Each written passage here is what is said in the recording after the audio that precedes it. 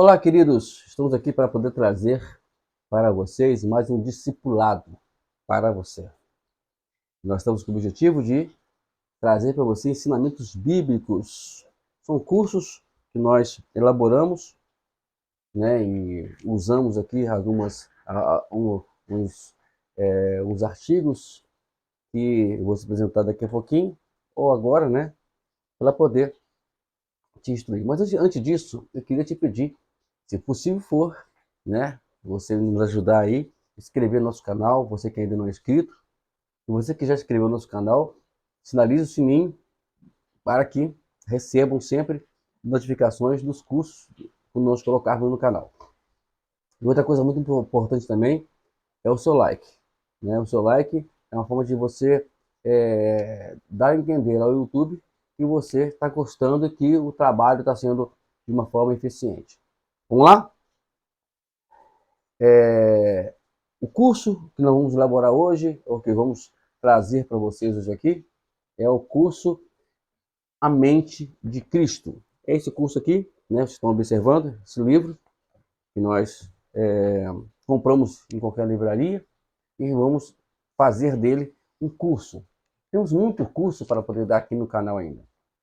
Nós estamos ainda na segunda fase, no segundo curso da primeira fase. Nessa primeira fase nós temos 5 cursos. Na segunda fase, 2 cursos. E a terceira, ela tem muitos cursos. Bom, vamos lá? E se caso você não puder comprar o livro, né? Se caso você quiser comprar o livro, eu posso te ajudar, né? Tá aí os meus contatos aí para você. A gente vai sempre mandar de acordo com o andamento do curso, a gente vai mandar para você os contatos, seja ela do Instagram, seja ela do WhatsApp. E se caso você não consiga, você não tem condições de comprar o livro e está na base de 40 e uns quebrados reais, fora o frete, talvez, você compra mais, o frete diminui. Mas eu tenho outra forma, via unidades, envia PDF. Será muito bom para você. Então, vamos lá? Hoje estamos na unidade 8, que também chamamos de aula 8. E o título é Jesus e as emoções. Vamos lá, então? Sempre digo que elas são divididas em dia 1, 2, 3, 4, 5. Né? Página 122, caso você já tenha a apostila, ou já tenha o livro. O dia 1 é a identificação de Jesus com a natureza humana. Jesus demonstrou uma ampla gama de emoções humanas. Entretanto, Jesus jamais pecou na forma como manifestou suas emoções. Esta é uma área em que se torna difícil de evitar pecado. Temos explosões emotivas. Manifestamos indevidamente as emoções, deixamos que nossas emoções guiem nossa conduta e nos conduzam a atos pecaminosos. Nosso desejo é que você aprenda a dominar as suas emoções seguindo o exemplo de Jesus.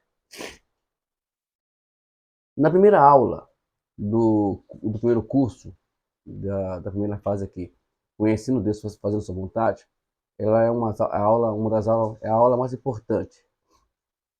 Porque nessa aula nós ali mostramos o porquê que Jesus é o caminho, a verdade, a vida. Nós explicamos lá, só estou fazendo um resumo aqui rápido, que ele é o modelo, ele é a forma. Então, Deus, quando olhou para a humanidade, ele não viu ninguém que pudesse ser seguido. Então, ele não viu quem poderia dar o exemplo como vencer as dificuldades. É claro, né, que você vai me perguntar aqui agora, pastor Wagner, Jesus não tinha pecado. Não, com certeza. Mas aí que está o segredo. Nós não vamos viver uma vida cristã usando os nossos méritos, a nossa inteligência, a nossa vontade, as nossas emoções. Nós vamos utilizar as emoções, a vontade e a sabedoria de Deus. É com ela que nós vamos vencer. Olha o que Paulo falou em Romanos 8:1. Não há condenação para aqueles que não andam segundo os seus méritos, ou segundo a sua forma de viver. Não. Ele fala que não há condenação para aqueles que estão em Cristo Jesus. É em Cristo. Quando você vive a vida de Cristo, ou que deixa o Cristo viver a vida em nós, intermédia, claro, do Espírito Santo, as coisas vão funcionar. É o Espírito Santo. Tanto que ali você vai ver que o Espírito Santo é Ele que vai fazer a obra. É Ele que vai mobilizar você, a nós, a viver uma vida cristã. Mas no modelo de Jesus. É o que nós vamos explicar aqui. Né? A mente de Cristo, na verdade, ela dá esse entendimento. Desde a primeira aula, e já estamos na oitava, estamos falando tudo focando em Jesus. Ok? Não vamos esquecer disso, não. Ele é o nosso exemplo. Né? Vamos lá. A ênfase de Deus na pessoa interior. A mente tem sido mais importante para Deus do que o exterior. No Antigo Testamento, a ênfase estava no coração. Às vezes, a Bíblia emprega a palavra coração, onde nós empregaríamos a palavra mente. Por exemplo, aplica ao teu coração a instrução. Está lá em Provérbios 23:12. E porque, como ele pensa consigo mesmo, assim ele é. Provérbios 23:7. Estou dizendo para você anotar aí. Jesus pregou a palavra coração com o mesmo sentido. Mas Jesus, conhecendo-lhes os pensamentos, disse: por que pensais mal em vossos corações? E aí, Marcos 9, capítulo 9, versículo 4. Aqui, uma pessoa, ela vive em função daquilo que ela pensa, daquilo que ela é. Ela é aquilo que está no coração dela. No coração dela. Aí, a pergunta é, o que é o coração? O coração, ele é formado com um tripé. Emoções, vontades e inteligência, sabe? Pensamento. Então, tudo isso, essas três formam o que é o coração. Quando a pessoa ela coloca a sua vontade na vontade do Senhor, quando as suas emoções são do Senhor, quando o seu pensamento é do Senhor, o seu coração é do Senhor. E aí tá aí a lógica, né? A lógica. Agora, interessante, aqui no Provérbio 23:12, na versão NVI, eu notei aqui, olha que como diz: ouça com atenção os conselhos e as críticas que recebe e faça um propósito de corrigir o que for necessário. Então, Salomão está simplificando aqui, dizendo, se você ouvir com atenção os conselhos e também as críticas, e transformar ela como um propósito, e fazer dela um propósito de correção, né? Você vai se dar bem. Então tá aí o detalhe, o conselho para você. Vamos pular para a página 123? Desculpe que eu estou um pouco meio resfriado, o tempo aqui tá meio, foi esse tempo de inverno. Aqui eu estou gravando essa mensagem aqui em Itaguaí, Rio de Janeiro, né? E aqui nessa época, principalmente esse ano, tem esfriado. Mudança. Vamos lá. Sentimos-nos geralmente satisfeitos de nossa ação exterior visível, ação visível satisfaz a expectativa da sociedade. Os requisitos de Deus. Perdão. Olha, a pessoa interior, Deus olha a pessoa interior. Estou aqui voando aqui, né? Deus olha a pessoa interior. Lembra que Deus disse para Samuel, o homem vê o exterior, mas eu vejo o interior. Deus, antes de tudo, ele não vai priorizar o que está no seu exterior. Ele vai priorizar o que está dentro do seu interior. Agora, é claro, que também a gente vê as obras, né? Diz um ditado aí que fala que quando o coração quando a boca fala é porque o coração está cheio, é porque e também isso tem a sua lógica, tem a sua lógica, mas o que Deus vai julgar é o que está dentro de nós. Por exemplo, vemos aqui exemplos dos discípulos, até mesmo de, como ele falou para Davi, Samuel aqui falou de Davi, lá no capítulo 16 de 1 Samuel, né, vê a diferença entre Davi e Saul. Saul tinha um coração que não estava ligado em Deus, e Davi tinha. Né? Então, a diferença ali, né, foi essa, entre Davi e Saul. E também, até mesmo, entre os discípulos. Você vê que exteriormente falando, Judas era o mais perfeito entre os 12. E foi justamente esse, entre aspas, perfeito, né, que causou a traição de Jesus. Vamos lá? Vamos continuar aqui. O propósito primordial da vinda de Cristo à Terra foi de morrer por nossos pecados. Porém, Jesus não veio somente para morrer. Veio também para viver e nos ensinar a viver. A maneira como Jesus viveu tem muitas implicações para nós. Por quê? Porque é a forma que a gente vai viver, a gente vai ter e vai chegar até Deus. O que ele disse? Eu sou o caminho, a verdade e a vida. Ninguém vem ao Pai, a não ser por mim. Isto é, se não seguir o meu modelo, a minha forma de viver, vocês não vão vir até o Pai.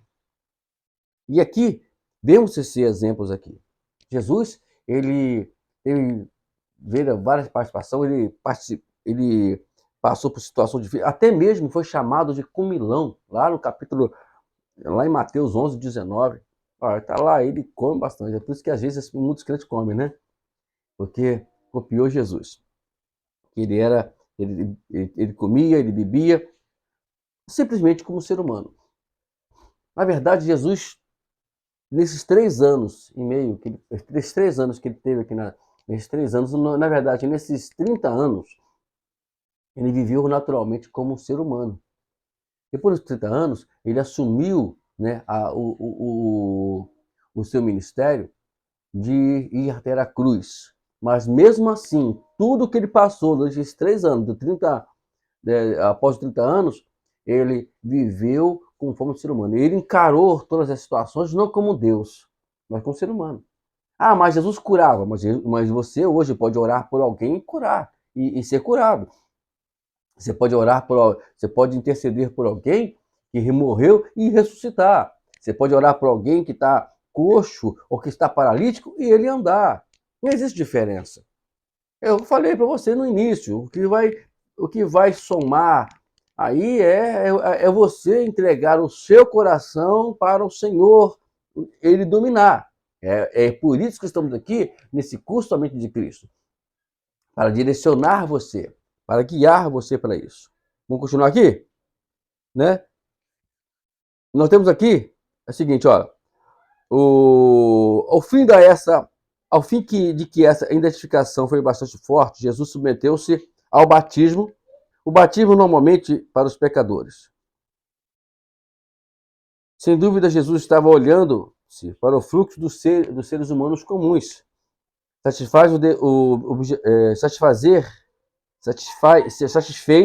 a objeção de João ao responder: consente agora, porque assim convém cumprir toda a justiça. E esse foi o momento que ele assume, literalmente, né?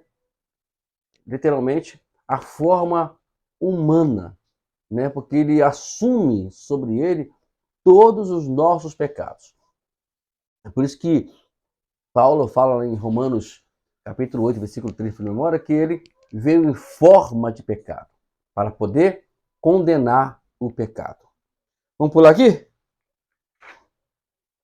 Vamos agora no dia 2. Dia 2 é as emoções negativas de Jesus.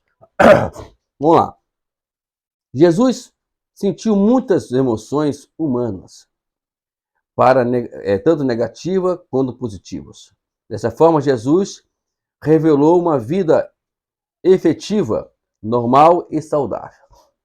Deus tem emoções, como demonstra em toda a sua clareza. No Antigo Testamento, Deus pode irar-se, aí temos lá em Números 25, 3, sentir ciúmes, como em Êxodo 20, capítulo 20, versículo 5. Amar, como Jeremias 31, 3. E ser compassivo, como em Lamentações 3, 22. Jesus não reprimiu nenhuma emoção legítima. Sua vida nos mostra toda a gama de emoções humanas. 3 vezes no Novo Testamento, menciona que Jesus irou-se. A primeira vez ocorreu quando ele expulsou lá, na ocasião que ele expulsou os cambistas do templo. Mas o interessante aqui, que eu quero dizer para vocês, e até mesmo aqui no próprio livro, aqui na página 124, fala que Jesus, ele, calmamente, ele fez uma azurraque. Não houve aquela explosão, como a gente vimos da ira. A ira de Jesus, ela foi calculada, ela foi dominada. A ira era um zelo que ele tinha por causa de Deus, mas isso não deixou que ele exagerasse ou não tivesse limites. Às vezes a gente sai do limite. Ele faz o zurraque, prepara o chicote direitinho. Mas tem outra coisa importante que eu queria ler com vocês, que está em Marcos, capítulo 11, no versículo 11. 11, olha o que diz. Olha isso interessante. Isso foi depois da entrada de Jerusalém, da entrada triunfal. Jesus entrou no templo, entrou em Jerusalém, no templo, e tendo observado tudo, como já era tarde, saiu para Betânia com os 12. O que Jesus fez? Ele chega lá, viu toda aquela situação dos cambistas, né, vendendo, e aquela coisa toda, aquela feira dentro do templo, e ele viu que já era tarde, não, foi lá para Betânia, foi conversar com os amigos, foi beber, foi dormir, foi descansar. E depois, quando ele volta, aí sim, ele chega lá e expulsa todos os cambistas dentro do templo.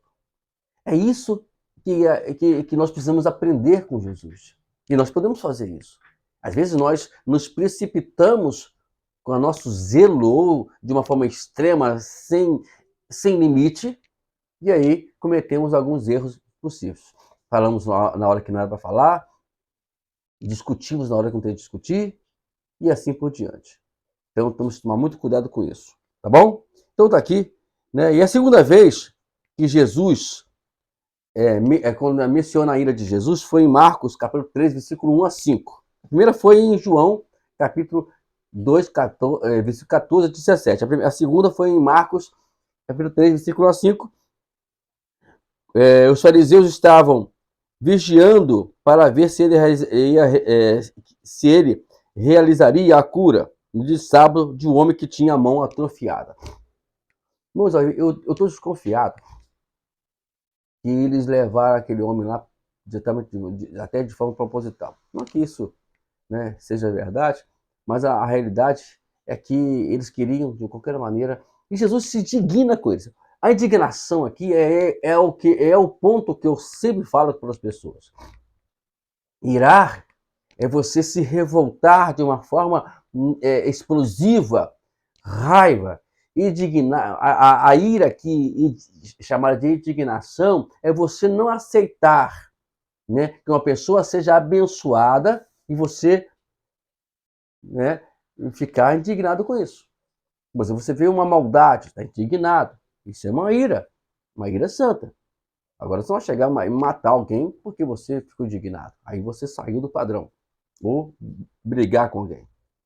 Temos a terceira vez aqui ainda, na página 125. E mesmo que Jesus foi lá e falou: vocês, por que vocês estão aqui? Vocês não querem que seja curado? Não, vem cá, vou mostrar para vocês aqui que misericórdia. Né? Vamos lá. Página 125. Em uma ocasião, Jesus se dignou com seus discípulos. Eles haviam tentado impedir que as pessoas levassem as crianças para que ele os abençoasse. Aí a outra ocasião foi em Marcos, capítulo 10, versículo 14, que ele vai indignar-se com os seus discípulos porque estavam impedindo que as crianças viessem a ele. Então isso também demonstra a sua ira santa. Temos ainda uma quarta ainda. Diz assim, certa vez, os fariseus foram ver Jesus e lhe pediram um sinal do céu. Irmãos, isso aqui já é o chamando dos absurdos dos absurdos. O que acontece? Eles vão, pedem o sinal. Mas antes disso, eles viram o Jesus multiplicar o pão para 4.000 pessoas. Gente, mas que absurdo é esse? Eu fico também indignado quando eu fico vendo Deus operando na vida de pessoas, Deus operando, mostrando milagre, mostrando o seu poder, e aí as pessoas começam a querer pedir sinais. Ah, eu só vou para a igreja se Deus me mostrar alguma coisa. Gente, já mostrou. É a mesma coisa aqui com os discípulos, com os fariseus, perdão. Os fariseus, ele mostrou o poder para eles, e eles, eu pede um sinal. Que sinal? Que vai mostrar sinal, uma vírgula? E diz aqui que Jesus ele suspira profundamente seu espírito, como diz aquele vamos dar 3 soprinhos. Aí vai oxigenar o cérebro para poder responder para as pessoas. Não é fácil, não. Jesus, ele passou por aquelas situações.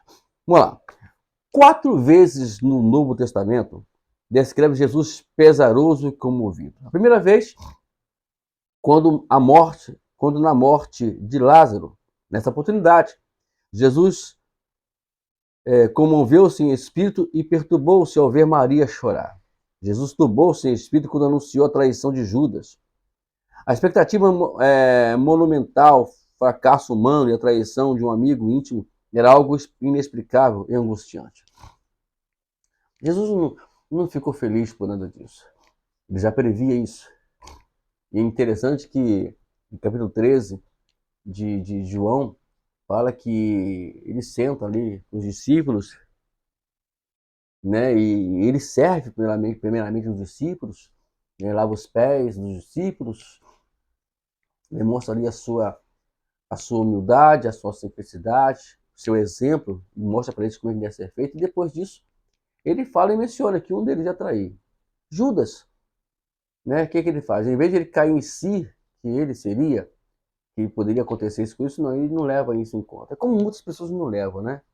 Não levam em conta. E acabou que ele cometeu o ato, saiu quando diz a Bíblia que quando ele sai ali do local onde eles estavam ceando, Satanás entra no seu coração. Isso deixou Jesus muito triste.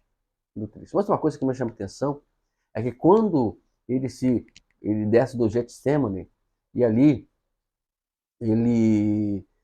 Judas dá aquele beijo, ele chama o Judas de amigo. Interessante, né?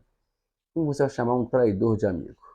E olha só, ele quer ensinar isso para a gente também, a lidar com esses, entre aspas, inimigos. Chamá-los de amigo, conversar com eles. Você não vai aceitar a sua atitude, do que ele fez, o que ele cometeu. Mas você também não pode, de maneira alguma, deixar de lado. Eu sou assim. Eu, particularmente, eu não entro em igrejas, pastores que se rebelaram. Dificilmente faço isso. A não ser que eu entenda que eles se retrataram, e aí sim.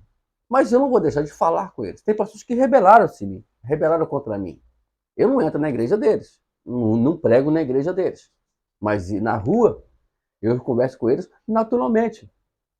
Naturalmente, eu não tenho não guardo ressentimento, mágoa ou qualquer sentimento negativo. Não podemos fazer isso de hipótese alguma. Aí fica indignado? Fica indignado. Né? Não precisava eles chegarem a esse ponto. Mas chegaram, enfim, infelizmente. Mas isso não vai deixar de nós conversarmos com eles. Se um dia te convidar para poder almoçar, comer, fazer um lanche na casa deles, nós vamos lá também. Comigo é assim. Aí temos que mais tarde, que Jesus ele sente tristeza quando ele vai ali no monte do Getsemane, naquele jardim e ora, sabendo que no dia, ao descer, ele seria os soldados pegariam ele e levariam para ser julgado. Mas ele, sem tristeza, mas isso não deixa de maneira alguma ele se manifestar isso para os discípulos ou demonstrar isso. Às vezes tem que não deixar que os sentimentos sejam visíveis, mas a gente tem que também superá-los, porque existem pessoas. Paulo fala lá em, parece que Romanos 14, nós temos que não deixar, não fazer que as pessoas fracas, elas não vejam a gente, ou a gente coma, ou a gente vive para poder fazer de fraco, para ganhar os fracos, fazer de forte para ganhar os fortes, vamos assim mais ou menos. Vamos lá? Número 3, as emoções positivas de Jesus.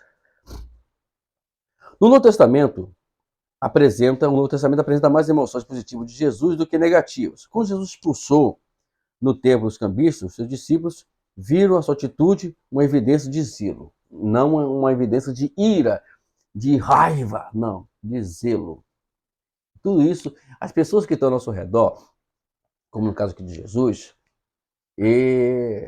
são pessoas que estão querendo aprender conosco. E você, como líder, você está aprendendo aqui, né, nesse curso, né, no discipulado para você, aprender a ser líder, é o meu objetivo, é fazer de você um grande líder. Então, você precisa saber lidar com isso. Né? Você tem que ter ao seu lado, você como pastor, como líder, tem ao seu lado pessoas que precisam aprender também com as suas atitudes. Jesus ensinou isso para eles. Vamos lá.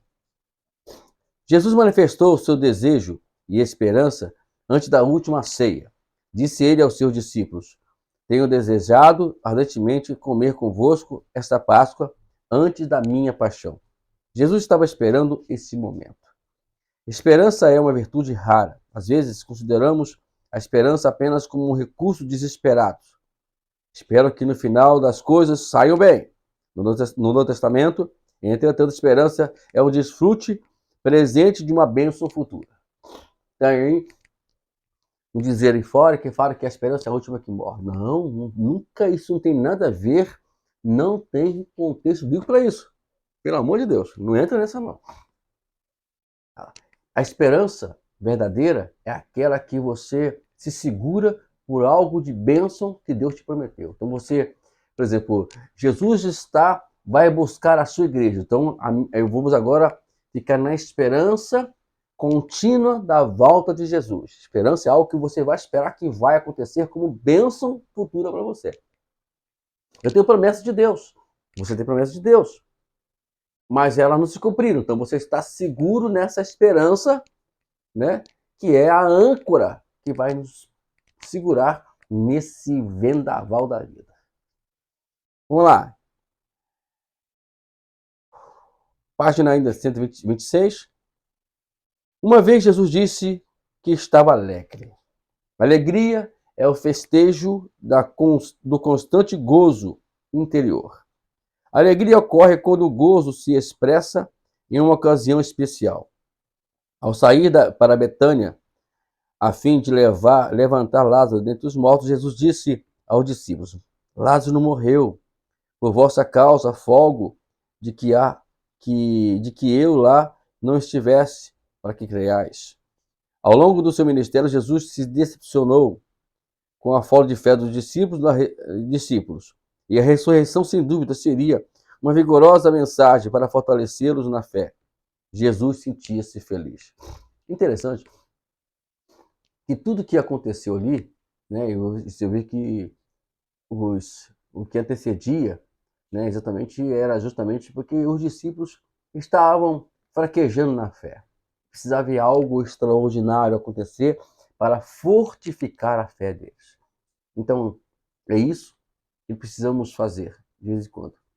Quando você está numa igreja, dirigindo uma igreja, ou você está liderando, você precisa pedir ao Senhor sinais. Sinais não para você crer, mas para as pessoas que estão ao teu redor crer no que você prega, o que você ensina, elas são palavras reais do Senhor. É assim que devemos aprender. Vamos para a página 127? A alegria é uma característica de Jesus. Quando os 70 voltaram da sua missão, exaltou Jesus no seu espírito. Ficou alegre, porque algo extraordinário eles estavam fazendo em nome do Senhor. Todo pastor fica feliz por isso. Eu, particularmente, fico muito feliz em saber que aquelas pessoas que nós ensinamos, que nós depositamos nossa, podemos dizer assim, dedicação de ensino a eles, e eles agora estão vivenciando isso. Talvez esteja pregando melhor do que o pastor, estão tendo mais oportunidade para pregar mais do que o pastor, tem mais convite do que o pastor. Isso para mim não é uma humilhação, é uma satisfação. Eu tenho muitas pessoas que quando chegaram ao meu ministério, foram pessoas que não tinham nada, não viviam, não tinham experiência. E no decorrer, que nós vamos ensinando, mostrando, com atitudes, né, com vida, como eu falei aqui, as pessoas têm que ver que Deus é contigo, para as pessoas também crescerem juntamente com você. E hoje são bênçãos na mão do Senhor. Hoje são pessoas que dirigem igrejas, são pastores, né, que homens e mulheres que estão hoje liderando em alguma área dentro do Evangelho. E isso me deixa muito feliz. Vamos lá? Todas as raras circunstâncias nas quais ele pôde expressar alegria, a noite da sua traição, prisão, julgamento, parece mais extraordinária. Talvez seja aí onde muitos de nós perdemos a atitude de Cristo, mas em que qualquer outro aspecto. Preocupamos-nos com os problemas da manhã. Jesus ensina uma coisa fantástica para a gente. Ele viveu o seu momento único e ímpar. Eu notei aqui, não vou abrir a Bíblia porque eu notei aqui, Mateus 26:30. Olha o que diz. Isso após ali todas aquelas questões ali de ele caminhando para ir para o Getsemane. E depois do Getsemane, ele ia ser julgado. Mas ele sai, sabe? Ele está ali na ceia do Senhor, né? Ele diz assim, e tendo cantado um hino, saíram para o Monte das Oliveiras. Ele cantava, ele vivia o hoje. A gente fica, sabe, muito preso do amanhã. Nem veio ainda amanhã, nem aconteceu o amanhã ainda. Estamos presos, estamos preocupados. Não, gente, vamos tranquilo, né? Hoje está assim, vamos louvar o Senhor. Amanhã não sei. Se amanhã a gente ora mais, a gente canta mais. Mas que a gente tem que nos posicionar no dia de hoje. O que importa é o dia de hoje. Né? A gente fica muito preocupado com o dia da manhã. Então aprendemos com Jesus. Jesus não se preocupava. A noite que ele foi traído, o julgamento dele, a crucificação dele, ele não estava preocupado. Tanto que depois, vê que ele passou por todas aquelas situações difíceis, mas antes disso, ele aproveitou cada momento com seus discípulos. Então, por isso, por exemplo, vamos aproveitar os momentos de hoje com a sua família, com a sua igreja, com seus irmãos. E tudo que Deus, hoje você está feliz. Ah, mas amanhã eu tenho que pagar uma dívida. Esquece, amanhã você pensa nisso. Quando chegar amanhã, a hora que. Não é amanhã que vai vencer o boleto? Amanhã você pensa nisso. Mas hoje não venceu o boleto ainda. Ah, mas já venceu o boleto hoje, o que eu vou fazer? Não tenho dinheiro para pagar. Então você não tem dinheiro. Então louve ao Senhor. Não adianta ficar preocupado. Não vai alterar nada. Vamos lá? 5 vezes os evangelhos mencionam tendo Jesus compaixão. 3 delas sentiu compaixão de uma multidão. As grandes multidões despertavam a sua piedade. Jesus, ele amava as multidões.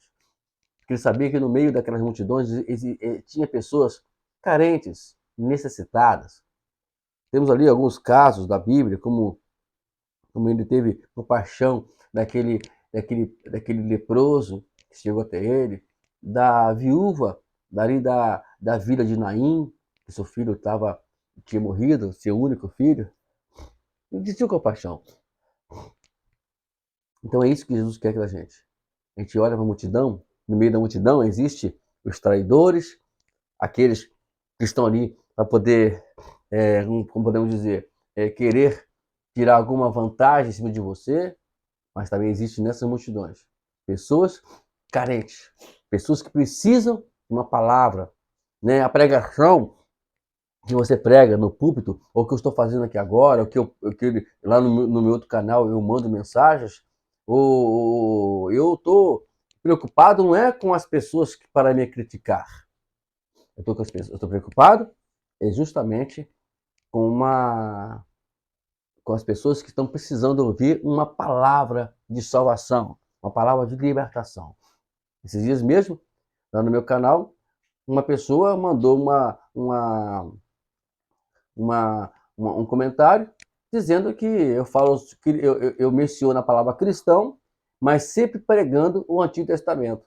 Aí eu respondi: o Antigo Testamento é o típico para o Novo Testamento e para nós entendermos o que é ser cristão. Ali o Antigo Testamento ele tem uma base muito forte para isso. É tanto que o Novo Testamento ele é a sequência, né, do Novo Testamento, do Antigo Testamento. É pessoas que querem usar a crítica, mas não conseguem nos convencer. A emoção de Jesus é o amor. A suprema emoção de Jesus é o amor. O amor é a emoção dominante da mente de Cristo. Nunca se esqueça disso. Quando você ama, você supera, tá lá, suporta e assim por diante. Dia 4, domínio dos impulsos emocionais. Observe na vida de Cristo, isso é a página 108. Observe na vida de Cristo a ausência de emoções negativas, tais como pessimismo, desalento, dúvida, cinismo, desconfiança e a melancolia. Ele, Jesus, não tinha fobias. Jesus nunca se preocupou com relação aos problemas da sua vida, tais como os frequentes fracassos dos seus discípulos, de seu relacionamento difícil com as autoridades, o repúdio que ele sofreu por parte do povo de sua cidade natal e o terror da cruz. Então, Jesus nunca se preocupou com isso. É natural. A gente passar por isso, passar por situações, é natural. O que não pode é a gente se preocupar com isso, né? Então, ele não deixou que nada disso. E uma coisa que eu não gosto de ouvir é pessimismo, né? Desalento, né? A dúvida. O cinismo, então, misericórdia. E, rapaz, é ruim você ter a pessoa cínica perto de você. Vamos lá. O segundo exemplo de Jesus, as emoções são normais, a típica de ser humano criado por Deus. As emoções de Jesus, porém, eram próprias em sua natureza e não estavam sujeitas a impulsos. Expressavam-se quando a ocasião o requereria. Então, em cada circunstância, Jesus tinha uma atitude emocional. E essas emoções eram dominadas dentro dos parâmetros da vontade de Deus. Tem uma coisa que infelizmente, a gente vê aí fora, de não levar desaforo para casa. Irmãos, às vezes, ir no ímpeto das emoções pode nos levar. Lembra que nós falamos aqui sobre Jesus lá, que ele viu fazer da casa de Deus isso, fazer da casa de Deus aquilo, e ele calmamente preparou a Zurraque, observou, foi para Betânia, foi lá encontrar-se com Marta, Maria e Lázaro. Depois, quando voltou, ele foi lá e expulsou aquela turma toda. Tem calma, tem que ser tudo o seu tempo, né? O momento agora não é o momento de chamar a atenção, não é hora de momento de brigar, de discutir. Isso e vale em todas as áreas, seja na igreja, seja dentro da sua própria casa, seja no trânsito, no trabalho. Tudo isso tem que ter muito cuidado, para você não ir no ímpeto da situação. Tudo tem o seu momento. E vamos respeitar isso. Vamos lá? Deixa eu ler aqui mais um ponto aqui. Já vimos que Deus nunca se enfurece. A ira de Deus é uma parte permanente inalterada e santa no seu caráter. Deus reserva a si a expressão das suas emoções para os momentos em que necessitamos conhecer a importância da sua santidade. Então, essas emoções são para poder eu extrair para fora a santidade. Mostrar que eu sou santo. Não mostrando fisicamente, exterior, roupa, essas coisas não, tá bom? Vamos continuar? Página 129. Que emoções estão sujeitas aos impulsos? As emoções que nos dominam são, de repente, são quase sempre negativas. Aquela de repente, né? Ira, lascívia, vingança. Além disso, são as mais difíceis de ser dominadas. É o que agimos sem antes de pensar. Então, já foi comprovado, quando você age antes de pensar, o seu cérebro não vai raciocinar. Não raciocinando, vai falar coisas ou fazer coisas, agir de forma que não é conveniente no momento. Então, antes de tomar uma atitude, é aquilo que eu falei, dá 3 soprinhos.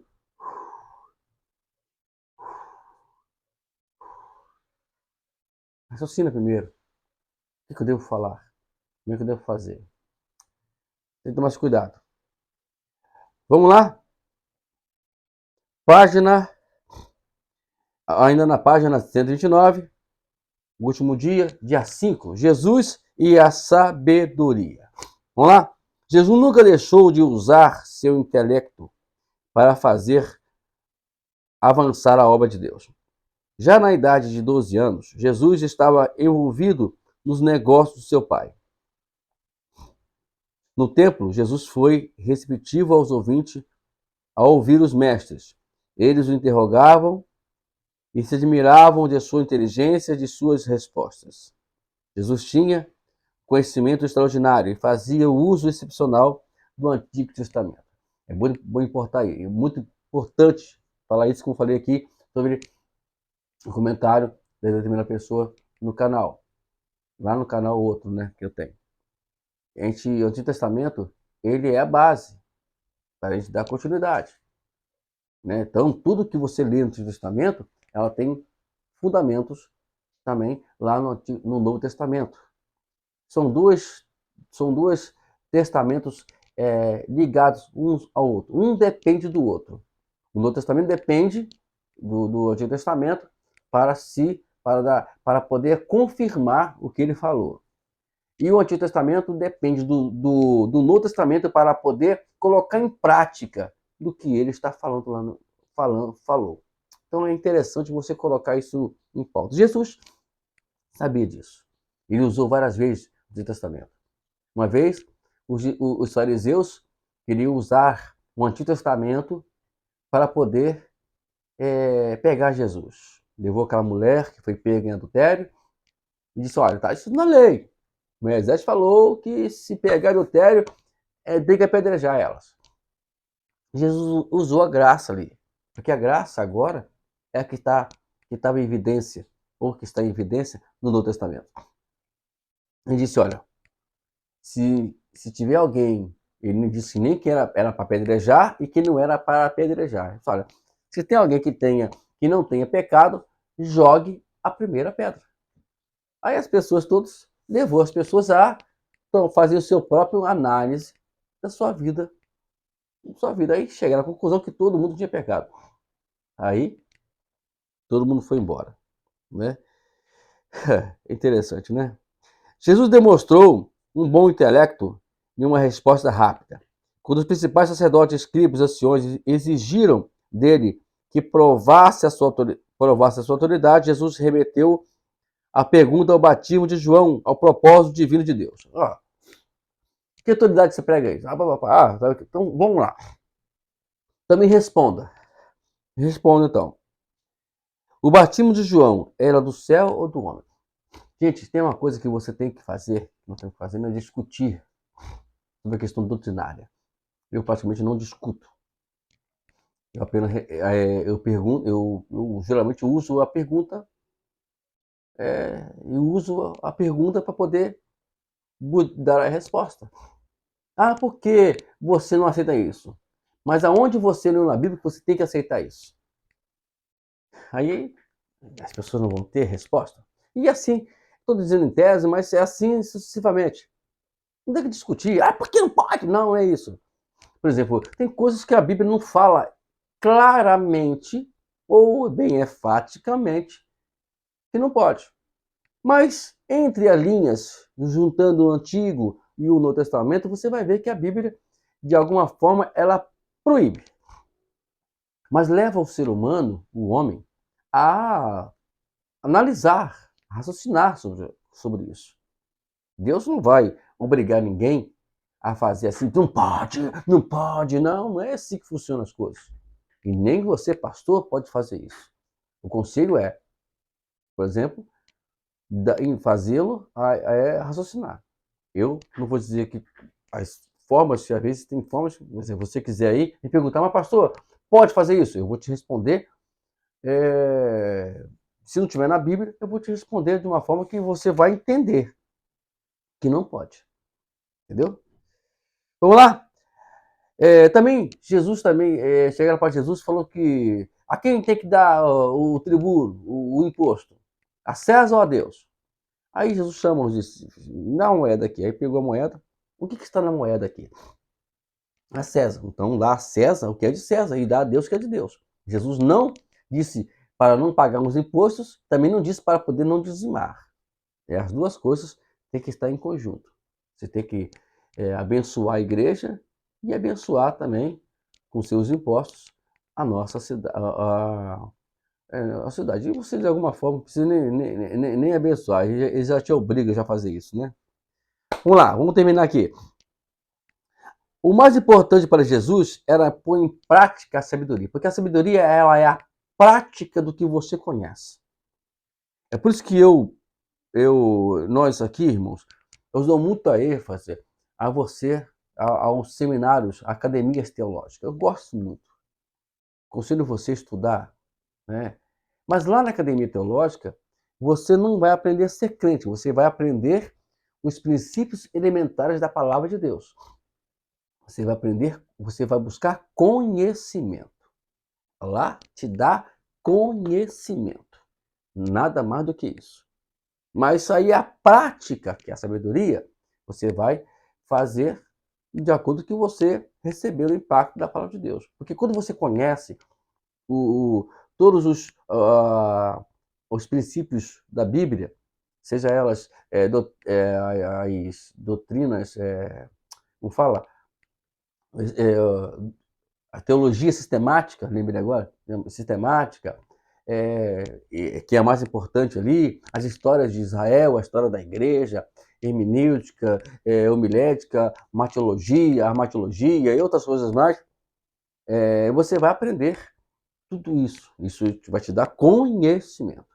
Por exemplo, esses cursos que nós estamos elaborando aqui, né, eu estou não dando apenas conhecimento, mas lhe ensinando a prática. Por exemplo, nós temos o conhecendo Deus fazer sua vontade, e você vai conhecer Deus e vai conhecer qual é a vontade de Deus. Na mente de Cristo, você vai te levar a como fazer a vontade de Deus. Entendeu? Então, esses dois cursos são muito importantes. Tem ainda os três que vão vir aí. Você fica ligado no canal aí. Bom, eu tenho aqui